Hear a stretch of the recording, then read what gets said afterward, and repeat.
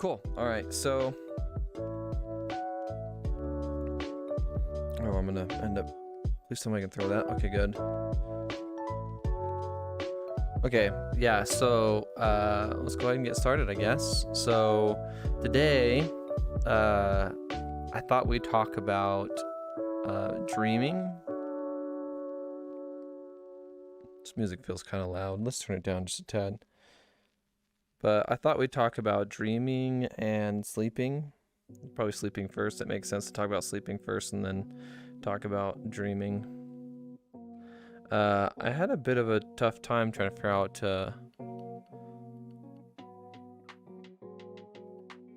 something to talk about this week. I didn't really want to talk about anything too serious.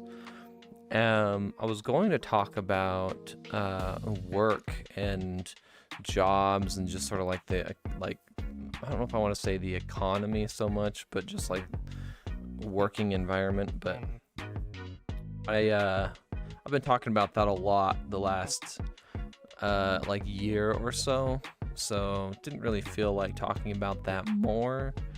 Maybe in a later video / podcast we'll talk about that some more, but kind of burnt out on talking about some heavy topics. Kind of thought we'd talk about something a bit lighter, and I learned a lot of interesting things over the years when it comes to sleeping, sleep cycles, and dreaming, and some kind of cool stuff about those. This is sort of unrelated, but something that I learned about at about the same time I learned about some cool factoids with dreaming was I learned about something called Porqué-Vu. I can't really do a whole video talking about Porqué-Vu, but there's different types of vu, which I didn't realize before. So you know what deja vu is. Most people know what deja vu is, but there are other types of vu. I guess there's 3 types of vu. I always forget what the third one is, but the first is deja vu and then Porqué-Vu. And Porqué-Vu is actually really cool because when you are talking to someone and music is still pretty loud. I just turned it down a bunch and it's still really loud. Oops, I just skipped part of the song. Oops. That feels a little bit better. Alright, cool, perfect. But yeah, so Porqué-Vu is actually when you're talking and you're trying to remember something. And I don't know, I guess it doesn't have to be when you're talking, but usually it's like you're talking to someone and you're trying to remember something. And when trying to remember, it's like it's on the tip of your tongue. It's something that like you know, but no matter how hard you try to remember this thing, you can't. It's stuck on the tip of your tongue and you can't remember it. And I learned about this, and I learned about a cool reason behind why we dream, or at least a theory behind why we dream at the same time, and they're both very interesting things. But the reason why Porqué-Vu happens, the reason tip of the tongue happens, is your brain is trying to help you remember something. So when you try to remember something, your brain will actually sort of like block off parts of your memory in an attempt to try and help you narrow down in on the thing that you are trying to remember. But sometimes it messes up and it blocks the thing that you're trying to remember, right? And so the harder you try to remember the thing, the harder your brain blocks parts of your memory, including the one it's already blocked. So trying to remember it and trying to remember it, the harder you try to remember it, the harder your brain blocks it, so you can't remember it, right? So the solution when you have tip of the tongue or Porqué-Vu is to stop trying to remember it. Purposefully distract yourself and start thinking about other things, and then snap, all of a sudden you'll remember it. This like it'll just your brain will stop trying to like block those parts of your memory, and it will just all of a sudden come to you, right? Like people have experienced this. I'm sure you listening to this right now have experienced this. And it's really cool actually once you understand it, because now you can do something about it, right? The next time you're trying to remember something and you can't, stop trying to remember and purposefully distract yourself for a minute or two, and all of a sudden it'll just pop into your head and you'll be like, oh, that was the thing I was trying to remember. That was the thing I was trying to tell you. It's really cool. I get it a lot. I'm very scatterbrained, so this happens to me quite frequently. So knowing what's causing it really helps me to, I guess, focus a little better. I don't know if that's the right phrasing, but the thing I learned on that with dreaming, before we go into talking about dreaming, let's talk a little bit about like sleeping. I saw a bunch of cool stuff on sleeping, and I don't know if everyone else or how many of you have experienced this, but there's lucid dreaming. And I have lucid dreams quite frequently, but I have lucid dreams without doing anything or intentionally having lucid dreams. Lucid dreams for me almost always happen when I have a dream and I wake up, or like semi wake up, like I'm coming out of sleep and it's about time for me to wake up, but I don't want to get out of bed, so I just roll over and go back to sleep. But oftentimes I'm still like half asleep, and so I just kind of roll over and like just stay in bed, right? This happens a lot on weekends when I don't have work, right? Because I can sleep in and whatever. I'll just kind of like go back to sleep, and what will happen like a lot of times is I will just kind of go right back into that dream. But at this point I know I'm asleep. It's like I know that I'm sleeping, and so I kind of have somewhat control, and in a few occasions I've had like full control of these dreams where I'm just kind of like, I was like, it's almost like I realize, oh, I'm dreaming, which means I should be able to control this dream. It's weird because I'll like go back into the dream and I'll be like, for example, a recent dream I had, it felt like a video game, like I was in a video game of like domination or something, or hold or defend the base or something, right? And I'm like on like a hill and people are assaulting from like a beach or something, and I'm just trying to fight them off, right? And when I kind of woke up and went back to sleep, I kind of went back into that dream, and the dream kind of started continuing almost like where I left off from. However, I suddenly kind of came to this realization, oh wow, this is a dream, this isn't real. And I kind of like was like, oh, I want to do this, or I want to do this, and I started sort of making conscious decisions myself, is what it felt like. Even though this was more like, this specific dream was more like just a very deep dream. Like I knew it was a dream, but I didn't have full control about what was going on. It was more just like, oh, this is a dream, it's whatever, right? And so I kind of just treated it almost more like a video game, and instead of just kind of like feeling fully conscious and walking around and doing whatever I felt like, it was more like I kind of just went along with it. It's like, oh, this is a dream, this is kind of nice, let's go along with it, right? And I kind of just went along with the dream, and then realized that certain things didn't make any sense, like the fact that like when I would try to daka an enemy, like nothing was happening. It was almost like me becoming consciously aware that it was a dream. It was like all of a sudden I could no longer interact with the dream. It had sort of like an opposite effect. It was kind of weird. But yeah, I'm kind of curious if any of you have had lucid dreams, or how many of you do, or how many of you actually try to do lucid dreams. Because when I was looking up sleeping and dreaming and different things like that, I found that like lucid dreams is something a lot of people actually try to have, and there's all these different methods that you can do in order to try and help yourself go to sleep with the right state of mind in order to lucid dream, right? So it was really interesting. Like, one is have a mantra. I thought that was interesting. I've never really thought about like a mantra, but it needs to be just like a simple thing like I am dreaming, and basically you go to sleep and you just kind of always want to be thinking in your head, I am dreaming, I am dreaming, I am dreaming. Or it needs to be something simple, I guess, right? Like I am not, or I am,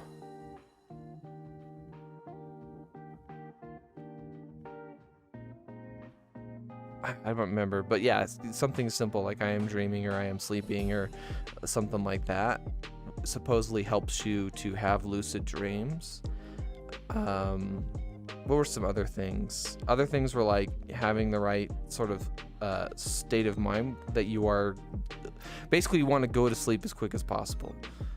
So doing preparation before going to sleep, like for example, if for some reason you're going to sleep and it was still light out, it's important that it's dark, right? So that you can kind of associate going to sleep with darkness. So having a sleep mask or maybe some earplugs to knock out that background noise will help you as well. Personally, I've had lucid dreams, and I have lucid dreams kind of frequently. I want to say I have lucid dreams like a few times. Well, maybe not lucid dreams, but I have like a lucid dream once a month probably. And I dream quite frequently. I think part of the reason that I have dreams so frequently is simply because I wake up and I think to myself, what did I dream about? I don't keep a sleep journal, but I always wake up and I think about what the dream was, and I kind of replay it in my head a few times, and I'll remember it more throughout the day. And so I feel like I dream every night. It's just that some nights, you forget. If you don't make a conscious effort to remember the dream that you woke up from, you forget the dream very quickly. And then it's gone, and you're like, I think I dreamed last night. Did I dream last night? It's a really weird feeling. It's almost like Porque Vu, where like you're trying to remember something, but it's on the tip of your tongue, but you can't. And it's like, I dreamed last night, didn't I? I'm pretty sure I did. What did I dream about? I don't remember. It's like the harder you try to remember, that you just can't. So like when you wake up, you have to consciously think about it. Oh, Zaka joined our chat. How's it going, Zaka? He's telling me I should drink. I did drink right before I started, but drinking frequently is a good idea. Let's put that down.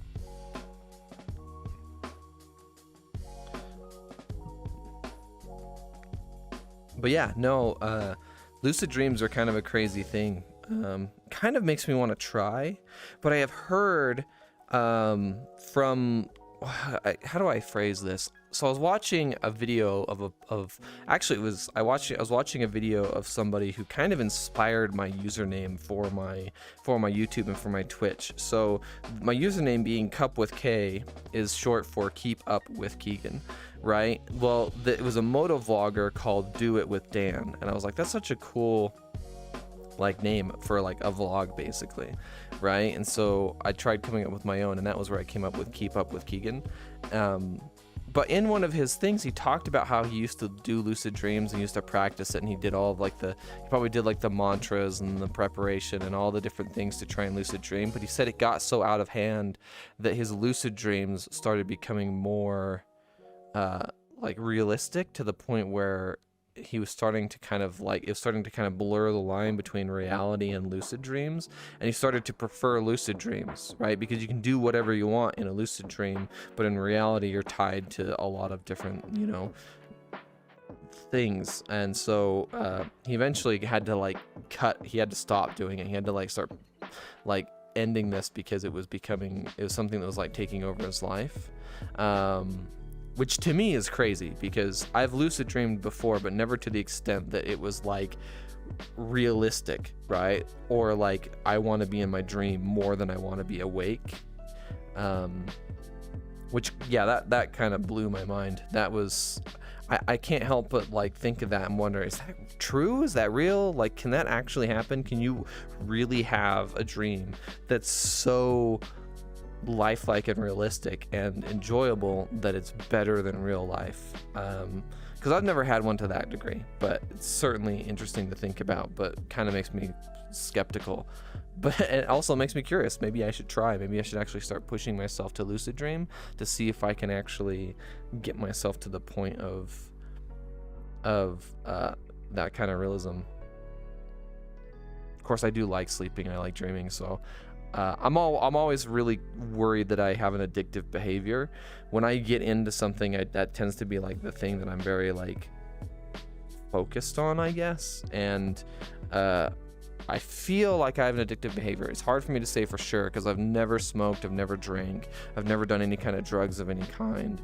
I do, however, really like my soda, and sugar is a very strong addiction, and I have no need or want or desire to get rid of soda. So I'm like, maybe I shouldn't try drinking alcohol. Maybe I shouldn't try smoking, because if I get addicted to those as much as I do to soda, that could be very bad.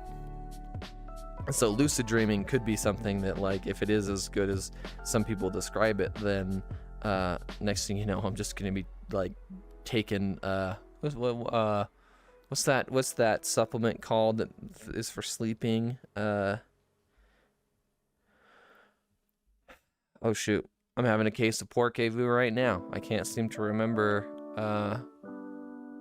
what that anyway, yeah, there's that sleep supplement. I'm gonna start taking sleeping pills just so I can lucid dream.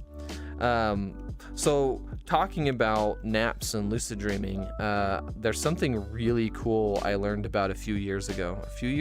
Let's see, that was like a year and a half, so 2 years, 3 or 4 years ago, I learned about a power nap.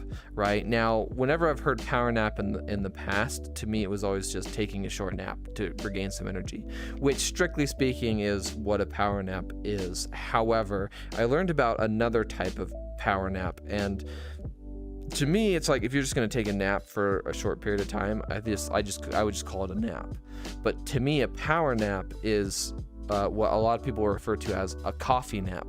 And when I learned about a coffee nap, I learned about it from a video that was showing, like, what are they called? Sleep cafes. In Japan, they have these sleep cafes, which is a really interesting idea.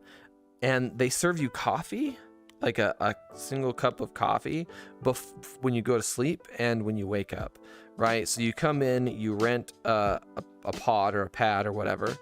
And I think they have they're usually, like, you can rent them for up to like 2 hours or something like that, right? And you get a cup of coffee, and then you take a nap, and then they'll come over, like, whenever you're supposed to be done with your sleep pod or sleep whatever, and they'll give you another cup of coffee.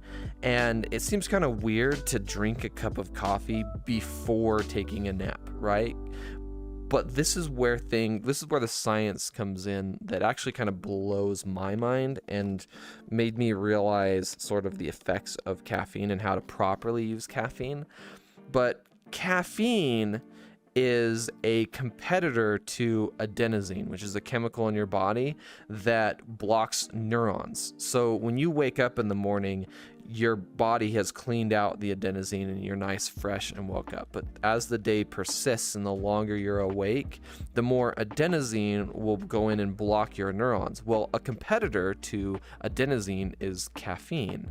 Caffeine actually goes in and blocks the adenosine from stopping those sort of like those neurons from their electrical signals.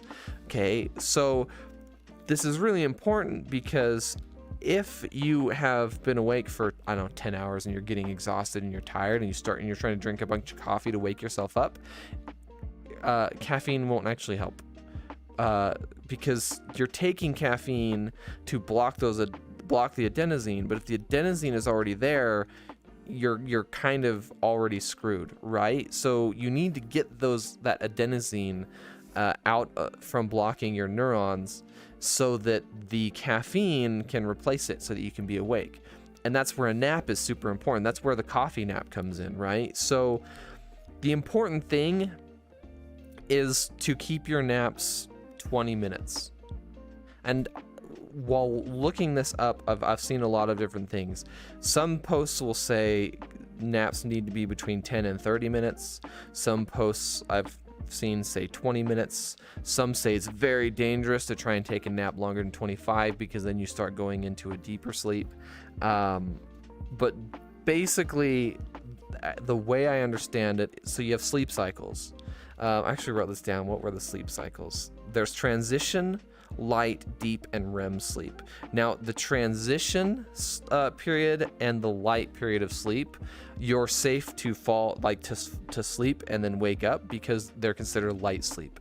So your brain isn't going into a deeper sleep. If you wake up during a deeper sleep, you're going to feel more tired than if you were to wake up during light sleep. So if you're just going to be taking a very short nap, the important thing is to wake up before you start going into deep sleep. Oh, Francis joined our chat. Hey, Francis. We're talking about sleep and power naps. So the sleep cycles, the entire sleep cycle sort of period happens in about an hour and a half. And the transition period and the light sleep period are about 30 minutes. But if you fall asleep,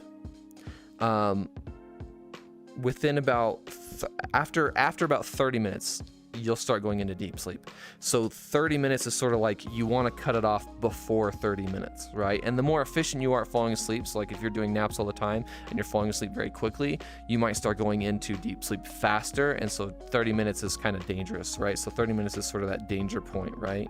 So for me, when I tried doing these coffee naps, I did 20 minutes, which was the recommended time, and it worked so well. It's kind of, it was really kind of weird, right? And I worked at a retail store when I tried this, and sometimes I would, because my schedule, sometimes I was days, sometimes I was nights, and whatever, my sleep schedule was not super consistent, and so some nights I would stay up later than I should and only get like, I don't know, 4 to 6 hours of sleep, and then I'd have to come to work in the morning and I'd be pretty exhausted. So that was what first influenced me to try these coffee naps. And I had a 30-minute lunch, right? So on these days when I was really tired, instead of eating for lunch, or I might eat, but I'll do a quick snack, I would buy like a coffee out of the I could say refrigerator, but the walk-in cooler or whatever. I'd buy myself like a coffee, and I would eat a quick little snack, down the coffee real quick, and then I would go lay in the chair that we had in the break room, and I'd turn the light off and like maybe put my hoodie on and pull my hoodie over my face or something in case someone come in, and I would just try and take a nap, right? And I set my alarm for 20 minutes, and I would just lay there and try and take a nap. So realistically, my naps were probably closer to like 15 minutes because it would take, but the point is that like I would just sit there and take a nap and then wake up when the alarm went off and go back to work. And surprisingly, I feel a lot more refreshed just doing that. If you're totally sleep deprived, it's probably not going to save your whole day, but it will take the edge off. And so yeah, coffee naps are Francis says sleep. What is that? Can you eat it? I like sleep. So yeah, I like sleep, and it's actually kind of interesting because a lot of times I'll get myself sucked into something like a game or a movie, or YouTube's really bad actually. YouTube shorts are sort of my Achilles heel. I get stuck watching them for a long time, but I'll be at my computer and it'll, like let's say it's the weekend, I don't have work the next day, so I'm like, oh, I can stay up late, and it might be like 11 o'clock and I'm watching some YouTube documentary or something. My friend Gottis will get a kick out of that. I haven't watched that many documentaries, but he's trying to get me into them, and it's probably a good idea. I think I will start watching some different documentaries. But you start watching, and the next thing you know, it's like 12:30, and I'm just like, time's kind of flying by, and then it's 2 a.m, and I'm tired, but I don't realize I'm tired, right? And so I've started trying to pay attention more to like, I guess, what my body's telling me. And when I start feeling that kind of like fatigue and that like, and I'm just like, I've learned that when I start feeling tired and I'm not motivated to go to bed, like I don't want to go to bed, if I start thinking about going to bed, as in like I start thinking about what it would be like to lay under those warm covers, and it's like just simply thinking about what it would be like to go to bed right now, it will suddenly just snap. Like all of a sudden in my brain, I'm just like, oh, that sounds so good. Because again, I like sleep, but I also enjoy, like, for example, hanging out with my friends or playing a game or whatever the thing is that I'm doing. And so I tend to get narrow-minded. I get these blinders and I'm like, this is what I need to do. But once I actually start, I switch my brain and I'm like, oh, what would sleep be like? Do I want to go to bed? And then when I actually start thinking about it, it's like all of a sudden I'm just like, oh, I want to go to bed so bad. Like, that sounds, oh, I'm so tired. Like, same thing with eating. I do the same thing with eating. I tend to get myself really focused on a task, and I'll be working on it for like 8-10 hours or something, and then I don't realize I'm hungry. And then when I'm like, oh, I've done enough, I don't really want to do any more with this right now, and I kind of set it aside. Or I'll just like get up and walk around, maybe go get a drink, and it's like all of a sudden it'll hit me, and I'm just like, I am starving. Holy crap, am I hungry? And then I have to go get food, and next thing you know, I've got plates of stuff, and I'm just like scarfing down all this food, and I'm just like, holy crap. But yeah, sleep. Oh, and that's sleep cafes in Japan are like one of the coolest things. Some of them I've seen, I'm like, I don't know that I could do that because they're too open in public. It's basically like just a cafe where they serve desserts and coffee, but then they just have these couches that are just out with like a bag for you to put your stuff in, and it's just in a blanket, and it's literally just sitting out in the middle of the cafe. So you lay down on this thing, and like everyone's just hanging out around you, talking and like doing their own thing. And I'm like, I would feel way too embarrassed to do that, but I feel like I would absolutely do one of these sleep cafes that they're like pods or like individual like rooms that you rent for a little while.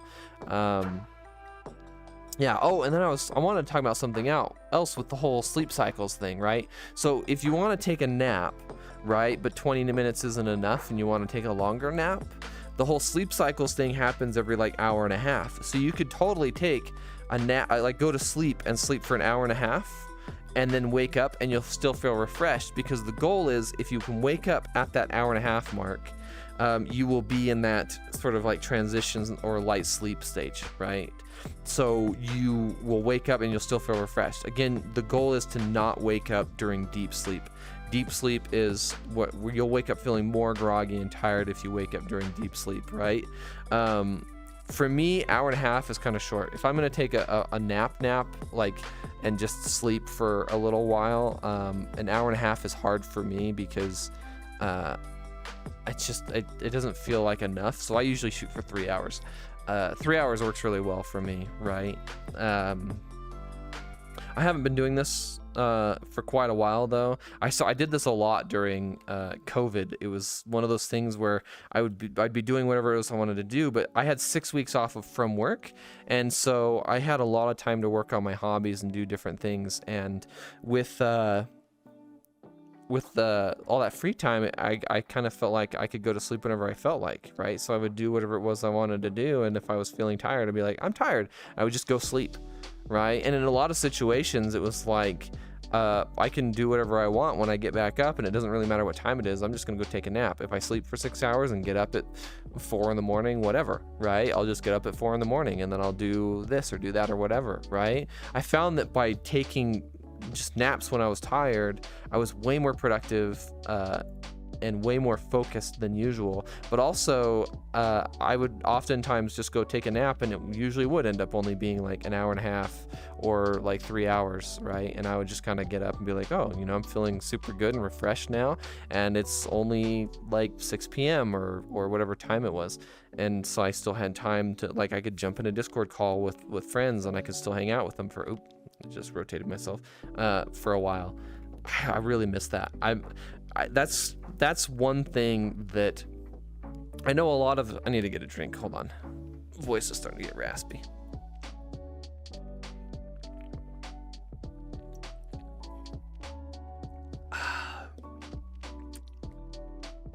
That's one takeaway that I took from from the pandemic and all that free time that I had, I really learned that I don't like working for other people, for two main reasons, which are reasons that companies don't seem to understand. I mean, pay is a big one, but I don't know if productivity is the best word, but my focus and my productivity does tend to be significantly better when I can control my own schedule. And these companies always want you to work very specific hours. Like my current job is I work 4/10s, and they expect me to come in and work 10 hours, and it's like, oh, you want to take time off, you need to use paid time off, right? And it's weird, they just put out this note talking about how if you've worked there for a certain number of years, or if you are of retirement age but you're not retiring, they'll let you work 4 hours less per week and still keep benefits. But that's really confusing to me, because at my previous jobs that offered benefits, the benefits would always stay so long as you could average more than, it was like 32 hours a week. But this job is playing it off like you have to be getting 40. But that doesn't make sense to me, because like, if you have to be getting 40, there's always that thing that like kind of prevents you from getting that 40, and they don't want you working more than 40, because then they got to pay overtime, right? So like you show up late for a shift, or you have to go home early, or like I've gone home early on a number of shifts just because we don't really have anything to do, and I'm like, well, I'm gonna go home, and instead of using paid time off, I'm like, it's only like 2 or 3 hours or something, it's whatever, I'll just go home early, I don't care if I get paid for those few hours, right? So does that mean I lost my benefits? I feel like they're still doing the 32-hour thing, because most insurance companies just want you to average at least 32 hours. Basically, they consider full-time to be 32 hours or more. And I feel like this insurance company is probably doing the same thing already, but the company doesn't want their employees to know. So they're kind of playing it off like, oh yeah, you need to be a full-time employee. And to them, full-time is 40 hours. They want people working those 40 hours. And I'm like, why? I don't know. It's not really worth delving into that much. I'm not really planning on staying with this company for very long at all. I'm at the point now where I'm just kind of jumping from job to job. Like I'm only averaging like a year at each of these companies, because I keep getting into the company to see what it's like, and I'm always optimistic when I start, and I'm like, oh, this will be a great place to work, and then a few months in, I start noticing the problems, and it just kind of like by like 6 months, I'm like, wow, this is actually a really bad place to work. I'm starting to wonder if there even are good places to work. I need to get into something where I can just start working for myself and doing my own things. It's not an interesting video. We're going off topic because I like to ramble, but whatever. It's what I do. But I saw this interesting video of someone who worked for other people, and he said, I will never work for someone ever again. And he was some kind of entrepreneur or something, and some rich person who's on some TV talk show thing. I'd never seen his stuff before, but he said, I'll never work for someone ever again, right? He's like, that was so bad. And so I decided to leave working for whoever it was he was working for, and he started doing this stuff on his own. And he said, I realized pretty quickly that contracting was the hardest part. If you can get past the contracting, everything else is easy. And I don't know exactly what or how contracting works, but the fact that he said that doing this on your own is not as hard as people make it out to be makes me wonder if I can start figuring out ways to make money on my own. Anyway, yeah, so that was my random rant. This is why I didn't want to talk about work and jobs. I've been talking about it too much. Let's see, coffee naps. We talked about that. We talked about adenosine. We talked about how caffeine blocks blocks adenosine from blocking your neurons. We talked about the different sleep cycles. Cool. So maybe now we can just kind of talk about some stuff on dreams. We're already half an hour in. This is pretty good. I was worried I wasn't going to have enough stuff to talk about, but we're doing better than I thought. Okay, this is kind of interesting. So I mentioned that I dream quite frequently, and probably once a month I have a dream that is somewhat I was about to call it a vivid dream, lucid dream. Maybe in my case, actually calling it a vivid dream makes more sense, because in my lucid dreams, I don't oftentimes have full control, partly because I understand it's a dream and I kind of just want to go with the flow. So oftentimes I don't like just go walking around doing whatever, right? I have had dreams that way, but I wouldn't say I have those types of dreams once a month. But I do have very vivid dreams, like once a month. And according to some of the research I did, I found out that we average like 2 hours of dreaming per night. We just don't remember most of them. But most people do remember about one dream per month. In my case, I can wake up and usually remember my dream every night. If I make it a point to actually remember the dream. But sometimes I'm just like, I'm dreaming and I wake up and I don't want to be awake. I'm like, oh, I can now, like, I'll wake up. It's actually really irritating. My current work schedule's got me getting up at like 5 in the morning. And so like last night, for example, I think I went to bed at like 12:30. And then this morning I woke up, and actually this is a perfect example because I did dream last night. I remember dreaming, I remember thinking about the dream, but I've already forgotten it.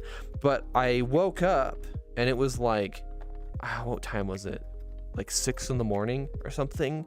And I'm like, oh, that's only like 5.5 hours of sleep. I want to sleep more, right? So I just roll over and like went back to sleep, and I knew my dream at that point. I knew I had dream, and I woke from the dream. Ugh. And I went back to sleep, but I didn't fall back to sleep and go back into that dream. And so I kind of tossed and turned and just laid in bed and kind of was in and out of sleep for the next like few hours. And when I finally did get out of bed, I don't remember the dream anymore. But if I would have made a conscious effort to remember that dream, but I swear I dream every night, because I can wake up and there's something that I can remember. I think that's why so many people are like, you should have a dream journal, like get a dream journal and write down your dreams. Not that I personally don't feel like dreams have any real significance. So I'm like, a dream journal is cool, but it's just remembering something that's basically useless. So it's kind of just extra work and effort for no real reason. And so that's why I don't keep a dream journal. But it is kind of cool to think that we basically dream every night. It's just we don't remember them typically. Oh, we do also tend to remember weird dreams more. I think that's part of the reason why most people only really remember, about, on average, one dream a month, because the dreams that are super weird and obscure are the ones that are going to stand out to you, and those are going to be the ones that you actually remember having. Makes a lot of sense when you think about it that way. Like if your dream was just you walking up and down a street or something, then it's like, oh, that's a boring dream. Why would you remember that? Did I say one dream a month? I did. On average, we remember about one dream. It's actually a week. I said a month, but it's actually a week. Oh, another cool thing is that women tend to remember dreams better than men, according to like some study. And I thought that was really interesting. And I'm wondering if that has to do with kind of how the female brain works versus how the male brain works. You always hear these jokes about how women are very emotional and they tie all their memories to emotion, whereas men tend to be very logical and they tend to look at facts and things like that. I wonder if that's why women remember dreams better than men do, because they tend to. I think it's also why women are so much better just remembering things in general. When you tie an event to an emotion, it's a much stronger memory than if you're just like, this is how this is, and then that's it, right? Oh, so there's a lot of different theories as to why we dream. The one that I like is the idea that so when you sleep, right, a scientist can put electrodes on your brain and they can measure like the all of the connections that are firing in your head, right? And they can kind of measure those signals, and that's also why they know about sleep cycles. I didn't write it down, but there's different like I don't want to say phrases, but there's a different, they've named all the different types of like electrical signals to kind of show the different sleep cycles that you go into. But there's this popular theory that your brain has all this activity that's going on right when you sleep, and all those electrical signals are firing in your brain.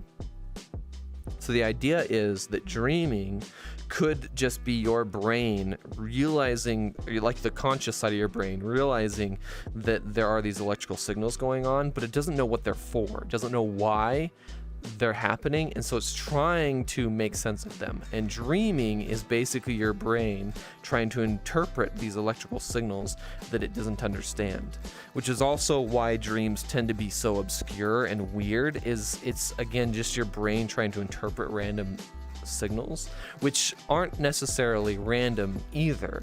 So in order for you to remember something, you need repetition. So throughout the day, there are the different experiences and the different things that you learned, and you will you might have only experienced those things once or twice. I don't know whatever the occasion is, but you need all those electrical signals, those things that you learned, to be repeated and refreshed in order for them to actually be remembered. So when you go to sleep, your brain transitions short-term memory into long-term memory by sending electrical signals to those thoughts, basically, to help you remember them, right? To solidify them into your long-term memory so they're no longer short-term memory. And your brain doing this and refreshing those signals, and you're trying, okay, so if your short-term memory is something that's being turned into long-term memory, and your brain's trying to interpret those and makes a dream out of them, that would also explain why we tend to dream about things going on in our lives, right? So we're dreaming, and we're oftentimes dreaming about, like, I worked in a potato field for a while, and it was just like 10 to 12 hours a day of just thinking about potatoes and looking at potatoes, and I would close my eyes, and it was like I could see potatoes on the back of my eyelids, and I would dream about potatoes. But I'm doing all this stuff with potatoes, so it makes sense that my brain is, trying to turn those short-term memories of potatoes and turn them into long-term memory, and I'm dreaming about potatoes because that's what the electrical signals are dealing with. That's the popular theory behind why we dream that I think makes the most sense. But there are some other theories that are really interesting as well. Another one I heard is that our brain might create dreams as a way for us to practice experiences. One of those is like social experiences. Like sometimes you'll dream and you'll be dreaming about conversations that you might have. I don't feel like I have very many dreams at all. Like I can't remember any dreams off the top of my head where I was talking with someone. In fact, I once heard that in dreams you can't read because that's like a part of your brain that is separate from the part of your brain that does dreams. I don't know how true that is. I don't remember ever reading something. I remember books in some dreams, but I don't ever actually remember being able to see words or being able to read. It was more like there was a book and I looked at the book and I understood what the book was trying to tell me, but I never actually looked at or read the book. It was more just like, oh, I have a book. Oh, that's what I need to do. Oh, and it was just like, and you moved on from the book instantly, right? And I kind of wondered if that's something that you can't really experience in a dream, then maybe I think I'm having another case of Porky-Vu. I forgot the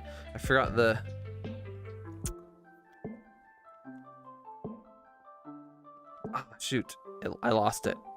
Anyway, what was it we were talking about again? We were talking about another way of interpreting dreams, right? So if we're also interpreting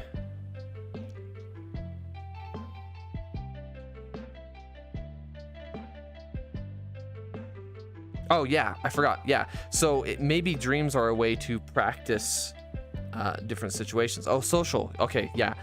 freaking just went on a little tangent there and completely forgot the point that I was trying to make. So if we're dreaming about a social situation, right? Like I said, I've never remembered having a social situation in a dream, and I've always kind of wondered, is that one of those things that like you can't have in a dream? But apparently people do. Apparently people do have dreams about social situations, and maybe this is why I'm not super good at communicating, is because I don't dream about having conversations with people. But talking with people is such a huge thing in our culture that oftentimes people might dream about having conversations with people as a way to practice, right? If you're having conversations with people in your dreams, it's a good way to practice having conversations so that you're better and more confident talking to people in the real life, right? Like, and no, when not dreaming, which is kind of mind-blowing to think about. But also this ties into nightmares. Like, why do we have nightmares? Did I write this down? Oh yeah, here we go. Oh, I didn't write it down. Oh no, yeah, I did. So on average, 1 in 40 dreams is a nightmare, right? I'm trying to think, when was the last time I had a nightmare? I mean, 1 in 40 isn't very frequent, but 1 in 40 dreams, that should be like one every, like, a little more than a month, right? I don't feel like I have nightmares that frequently, but nightmares could be a way for our brain to help us sort of practice life-threatening situations, right? Like, if you're having dreams about being attacked by like a tiger or a predator or something, that's something that your brain might be like, hey, what if this was to happen, right? And then you have this nightmare, and it's kind of, it's sort of the same idea. It's a way to practice a way for your brain to practice harmful situations and be a really cool thing like that. Yeah, anyway, yeah, life-threatening scenarios.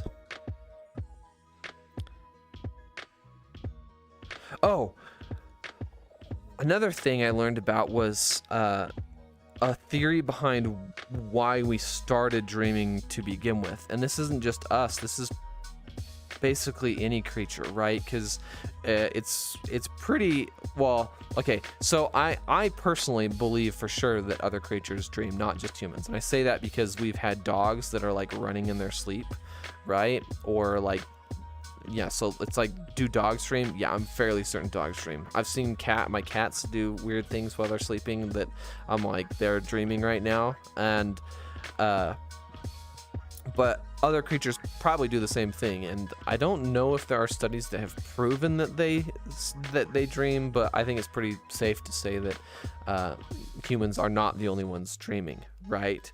But why is it that everyone dreams to begin with? And this is kind of cool. So the idea is that the sun and the Earth rotating around the sun is actually the reason why we evolved dreaming.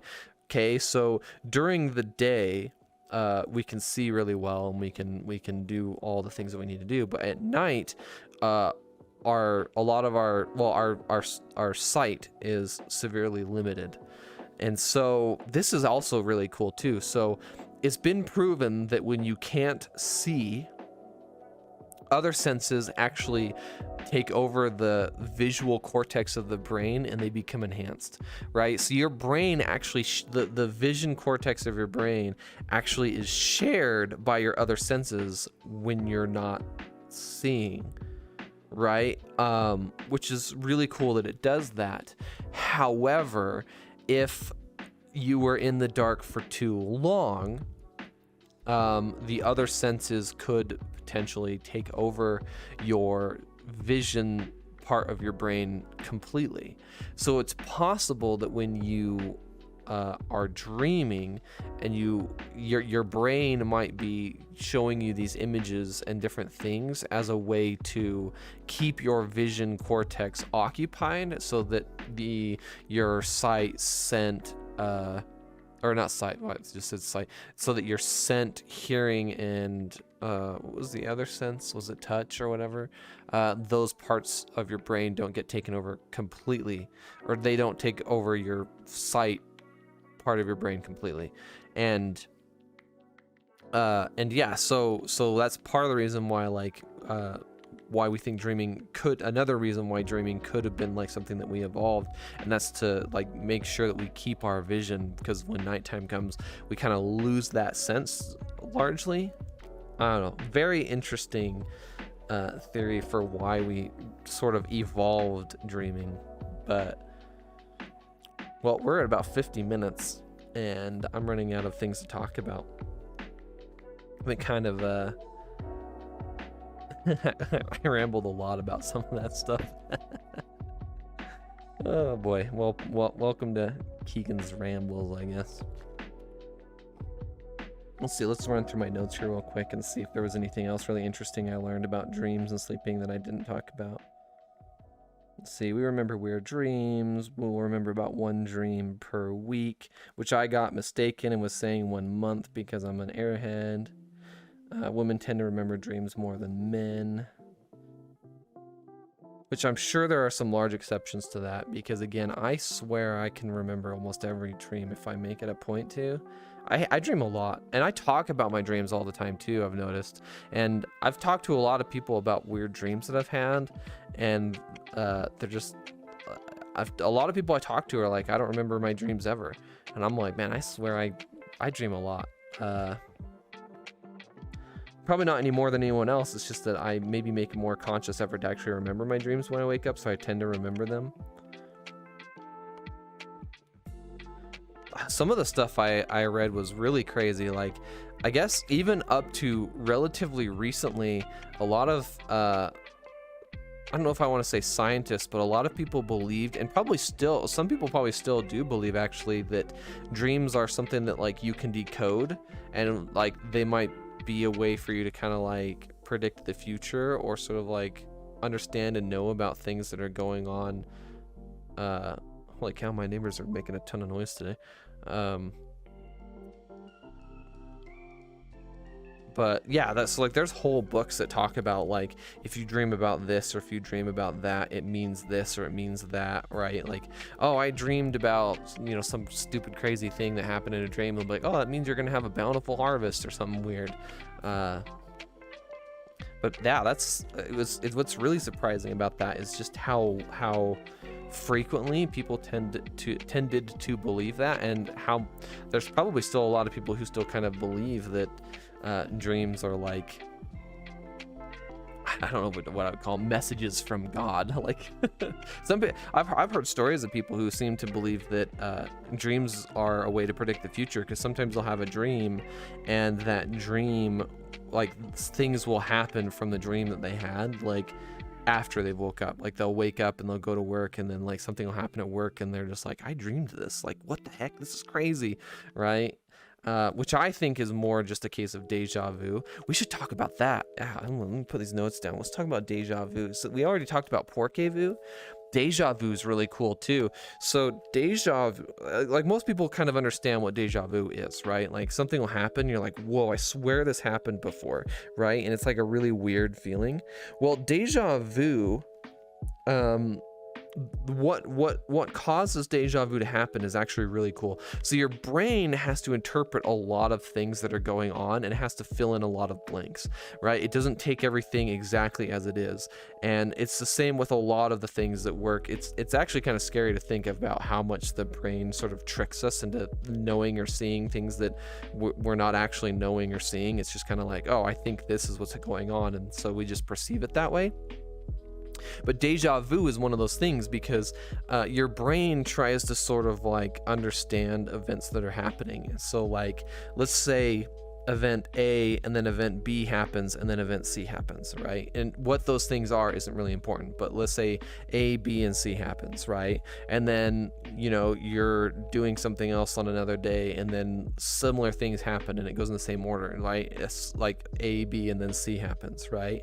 Well, if it happens a few times, your brain's going to be like, oh, usually when this happens and this happens, this is what happens, right? And so the next thing you know, you're doing something else and something similar to A and B happened. And so your brain is like, oh, I know what's going to happen next. It's going to be C, right? And regardless of whether or not it actually happens, your brain has suddenly just made this prediction about events that it thinks is going to happen, and you interpret that as deja vu. You're like, this has happened before. This has happened before, even though it could be something totally unrelated, right? But because your brain perceives these events as being similar to a series of events that have already happened, it's like, this, it's just like, this is happening. And you're just like, all of a sudden, like, oh, A, B, and C, A, B, and C, A, B, and C. It's also why the older you get, the less deja vu you get.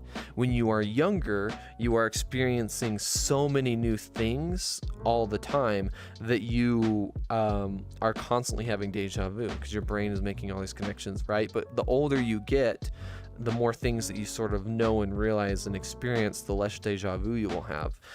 It's also a reason why we tend to think that time goes by faster the older you get, and it's because we have experienced so many things that basically when you experience similar events, they are boring, and when we're bored, time goes by faster. Is that right? Yeah, I think that's right. Yeah. And so the older you get, so the trick is, if you feel like time is going by super quick and you basically just need to experience new things, right? It doesn't even have to be something really crazy or expensive. You don't have to like go on some big cruise to like another country or anything crazy like that, but just find something to do that you've never done before, and all of a sudden you'll like time almost like slows down because you're experiencing these new things. Oof, lots of talking, my throat hurts. I really need like a co-host, someone to talk to help fill in this time. Also would mean I wouldn't have to just constantly blab so much, destroy my throat. I'm gonna have to go grab some lozenges. But yeah, I mean, that's just about everything that I had kind of looked into with dreaming and talking about. I thought it would be pretty cool after this. What we could do is I can look up some cool clips and videos on dreams and sleeps and stuff like that. I was watching some interesting videos on like sleep cafes. I think I'm gonna pull some of those up. So anyway, yeah, that's enough of my blabbing for the first hour of our stream today. If you this will go on YouTube, so if you find this on YouTube and you want to come hang out while we're talking about this stuff, just come to my Twitch channel, which is Cup with K, same name as my YouTube channel. And yeah, maybe hopefully we'll see you guys around. But let's watch some videos, shall we? I'm gonna grab some food as well. Where's my camera? Come here, you.